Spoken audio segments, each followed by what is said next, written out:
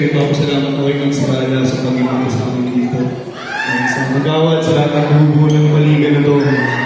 Sobrang laking ano nito, sobrang laking pagkakataon lalo sa mga kabataan na araw dito na makapaglaro sa matataas na liga.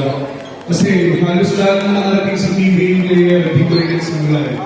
Simula sa ating barangay, lalo ng ano, diba? Sana yung mga kabataan dito, gusto natin. At sa mga tito natin na nandito, mapawis na lang muna tayo. Okay, nandito tayo. Dami ng video. Ganito rin ako ng Behind the scene. Sa maglalaro, Behind the scene. lalo na sa tundo, kung meron ka ganun dito, ay nagagawin sa tundo. Always nagagawin. Sa tundo, alam niyo naman sa tundo, bawat kanto sa tundo, maraming court. So, simula ng bata ko, laro na ako ng laro. Hindi ako nakapag-mayobes, ano mga laro, wala. Laro na ako ng laro, dahil dito, dahil doon. Hanggang sa nagkaroon yung mga ganitong liga, nakapaglaro sa ganitong liga sa mga inter-barangay, ganyan.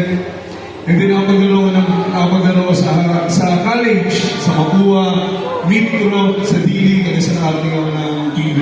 So wala na lang sikreto, sipag lang, laro lang ng laro, malakas yung katawan nyo, pinigit sa lahat, syempre, disiplina sa sarili. Hindi ko makakarating sa gusto nyo kung wala kayong disiplina sa sarili. Yun lang po, ingat lang po tayo, enjoy po tayo natin.